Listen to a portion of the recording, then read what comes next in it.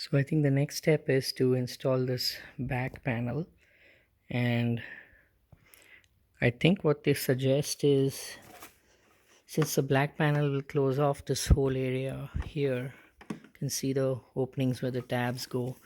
I think they suggest that the installation suggests that you pull the monitors somehow to the north side and twist them around this thing here, but I don't see any space for the cables to come out.